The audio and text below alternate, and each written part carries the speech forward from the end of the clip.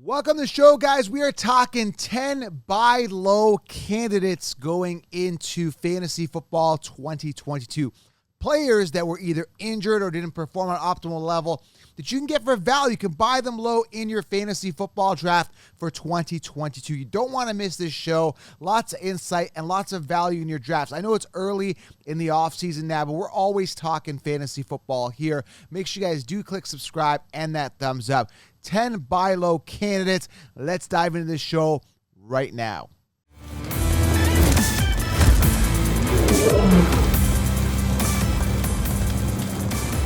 All right, guys, welcome to the show. Before we get into this show is brought to you by PristineAuction.com. Check them out. Go to the site, PristineAuction.com right now. Use promo code SWAGLION. Create an account. You're entered for draws, guys. Yes, you can win amazing giveaways, including this signed Mac Jones helmet right here behind me and other amazing giveaways that are ongoing. To enter for these draws automatically, go to PristineAuction.com. Use code SWAGLION when you create an account. They ask how you heard about us, say fantasy football counselor, and you're entered for all amazing signed memorabilia, draws, helmets, and other amazing giveaways. PristineAuction.com. Use promo code SWAGLION. All right, so we're talking today. We are talking about 10 buy low candidates. Guys, people you can buy low. Fantasy football players you can buy low for fantasy football 2022. These are players that have been hurt, players that didn't perform to their potential, players you can get for a potential deal in your NFL fantasy football drafts this season. Again, we don't stop here on the Fantasy Football Counselor podcast. We go year round. I'm excited that you're here. Again, while other people are taking time off their podcast, we're going harder than ever, diving in, and you're going to learn a lot right here in this episode on my buy low candidates, or some of them anyway, top 10 here that I've got for you, okay? So let's do it. Smash that thumbs up, pull up a coffee, get ready for the drive. Let's dive into these players right now.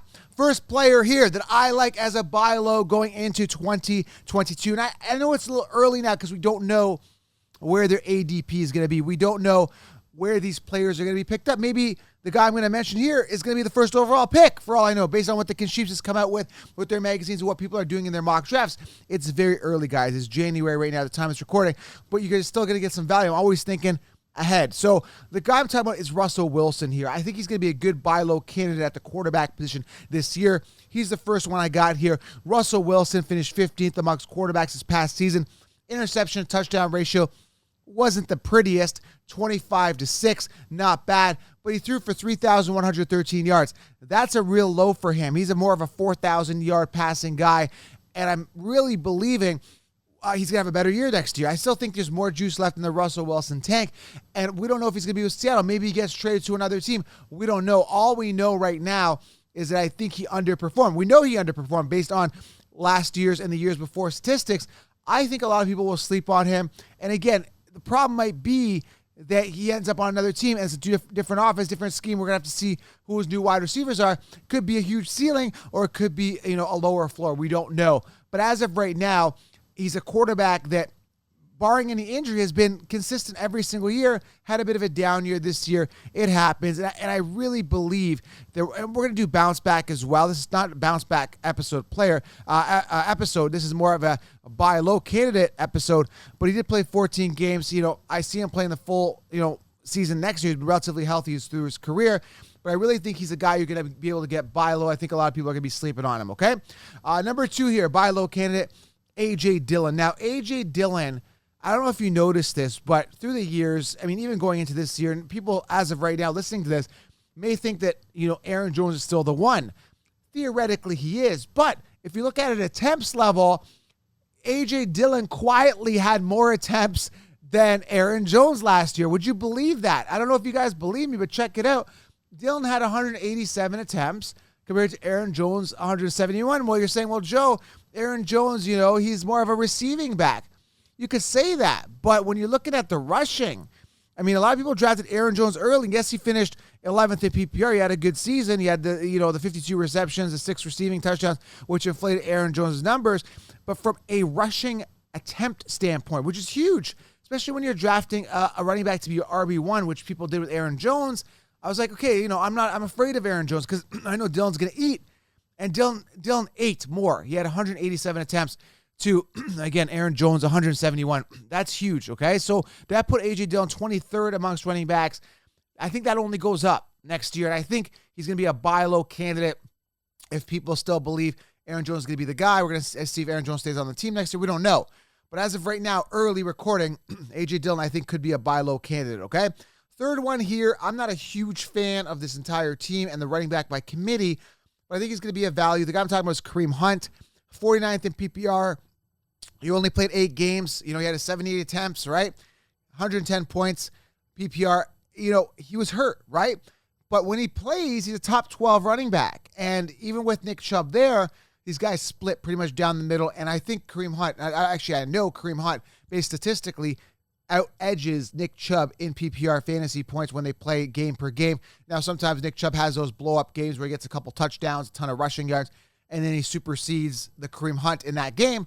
But Kareem Hunt, I think, will be a real good buy low candidate. I still think he's got a lot of juice left in his tank for at least one more season anyway. So I think Kareem Hunt, predicated on this injury and a bounce back, he could do well. I think a lot of people will be sleeping on him, okay?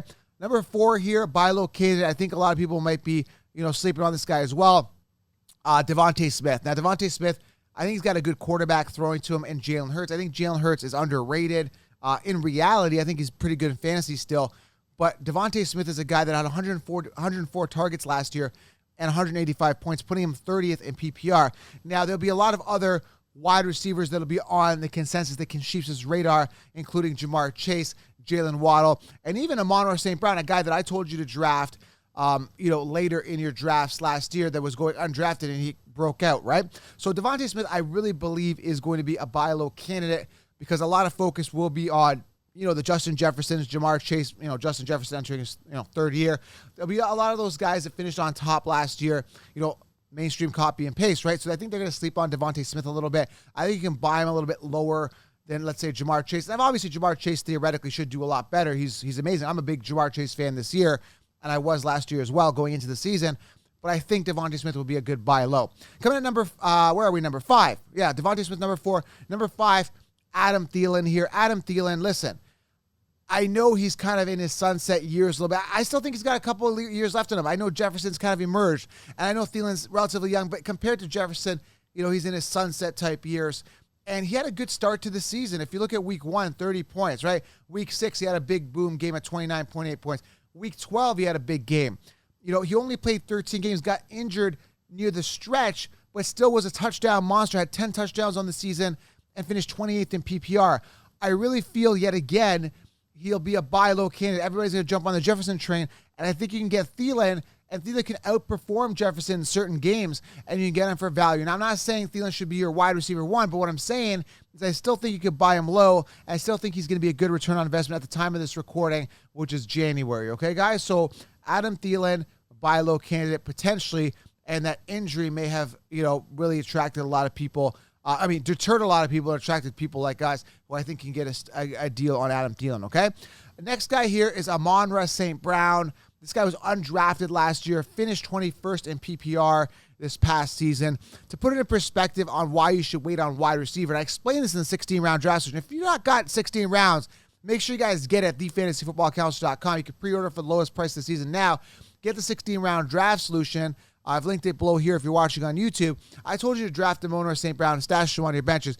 He beat, check this out, guys. You're going to laugh. That's not even funny. It's funny for the Concheapses. Funny for us, but not the Concheapses because they got screwed. He beat Terry McLaurin, Amari Cooper, Devonta Smith. Well, that's a bad example. A.J. Brown. He beat Brandon Ayuk, who is ranked ahead Deebo Samuel on the consensus rankings, okay? He beat A.J. Green, Cortland Sutton, DeAndre Hopkins. He beat all of these guys in fantasy points. Amon-Ra St. Brown, going undrafted. The only place you heard about this guy was if you looked at the consensus rankings after rank 80, or you got the 16-round draft session. I told you to stash him. So get the 16-round draft session because you can get sleepers like this, okay? So Amon-Ra St. Brown is a guy I still think you could buy low compared to other wide receivers. Like I said, the Jamar Chases of the world, I think he's going to get a good return on investment as well. Is he going to be your wide receiver 1? Maybe, but potentially not. But you could probably get him for low and stash him on there, and he'll still be solid this year. I still think you can get him for good value, okay? Another buy low candidate potentially. We're not sure where the ADPs fall. Coming at number 7 here. Again, no particular order. I've just got them ranked, so I talk about them. Calvin Ridley here, okay? Now, here's the deal. He played 5 games last year. He had the, personal issues he had to deal with, right? He's got some, I don't know his personal problems, but he had missed a bunch of games. Then we found out that it's something he needs to deal with his head, and that's okay. He's got to deal with that. You got to worry about your health first and all that. But if he comes back, this is a big if. If he comes back, here's a guy that I think you could buy low on. I don't know where the consensus are going to put him. I don't know where the consensus are going to put him, where people are going to be drafting him based on ADP yet. We don't know. We don't know about his mental state of mind right now. But I do know that he played 5 games, and I do know he screwed a lot of fantasy teams, and I do know he didn't finish top 10. And typically when you look at consensus rankings, they take the top 10 finishers and they draft him again in that order. I think he'll be a good buy low candidate. I think a lot of people will sleep on him. I think a lot of people were turned off by him. And I think that it'll go one or two ways for Calvin Ridley. Is either he just stays away and deals with his issues and just falls and his career crumbles, or his career explodes again. He comes back stronger than ever, depending on what type of psychological help he got moving forward. Does he come back a better person, a stronger person mentally and physically, and display it on the field, or does he crumble and succumb to the mental issues that he was dealing with? So I'm hoping the best for Calvin Ridley, and I'm really wishing the best for him, and I hope he comes back explosive. I think he's a good fantasy football buy low 2022, all right? Number 8 here, Chris Godwin, similar type receiver, I think talent-wise. Chris Godwin, finished 15th in PPR, went on IR, had the ACL injury. Here's the deal with Chris Godwin. He is set to have a full recovery going into free agency next season. Yes, I think he's going to be a free agent, potentially, unless the Bucs decide to retain him. If that's the case, I still think the talent is there. I think the opportunity is there for him to succeed. I think a lot of people might be sleeping on him based on this injury. And again, copy and paste might put other guys ahead of him, where I think he will finish ahead of them if he's in the right situation. So I think he's going to be a good buy low candidate. It's still early to tell. Him and Calvin Ridley are 2 exciting wild cards that I think you can get for good value, depending on the outcome situation, what we hear in the offseason, okay? So Chris Godwin, another one at number 8. Got two more here for you. Again, make sure you guys subscribe, thumbs up, and of course, leave a comment below. Let me know who is your buy low for this year. Okay, Darnell Mooney here at number 9. This guy quietly finished 23rd in PPR with 140 targets, 81 receptions, 1,055 yards, 4 touchdowns. The touchdowns could definitely go up. 219 PPR fantasy points. Again, not overly exciting, but relatively consistent throughout the year. Darnell Mooney could be a guy you could buy low, could give you a good return on investment, could be a solid wide receiver for you going into 2022. Not overly excited, but a guy you could buy low for good value. And number 10 here, Michael Carter, running back for the New York Jets. Now, what makes him unattractive here for a fantasy perspective is the fact that he's on the Jets, but he did get a lot of targets. Well, not a lot of rushing attempts, I should say. 147 rushing attempts. Not overly exciting, but when you look at it and compare it to other running backs on the team, the guy that was second behind him was Ty Johnson with 61 attempts. So there's a big gap between him and the second RB2, which shows that he can weather the load. He can be that workhorse guy. We just need to see more of a everything game from the Jets. But if they do improve some O-line there, get a good wide receiver, make sure that their quarterback is set. I don't know what they're doing with the quarterback. Is Wilson going to be the guy? I mean, Zach Wilson just did not look good this year. Played 13 games. What did he do? Absolutely nothing. He threw 9 touchdowns, 11 interceptions. Yeah, that's got to improve, right? So we got to figure out who the quarterback is for the Jets, next year.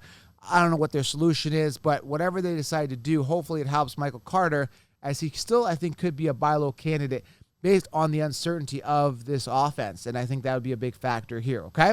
So those are your buy low candidates. Russell Wilson, A.J. Dillon, Kareem Hunt, Devonta Smith, Adam Thielen, Amon-Ra St. Brown, Calvin Ridley, Chris Godwin, Darnell Mooney, and Michael Carter. 1, 2, 3, 4, 5, 6, 7, 8, 9, and 10 there for you guys. Some good buy low candidates. Make sure you guys, when you are fantasy football mock drafting, be aware of where these guys are going in the mock drafts. Okay, guys? So you have a better sense of, are they really a good buy low? All right, guys? Subscribe, thumbs up. I'm going to keep rolling out off-season content. We go year-round. I'm excited, guys. Fantasy football doesn't end here with the Fantasy Football Counselor podcast. Thumbs up, subscribe if you're on YouTube, and we will talk soon. I'm out.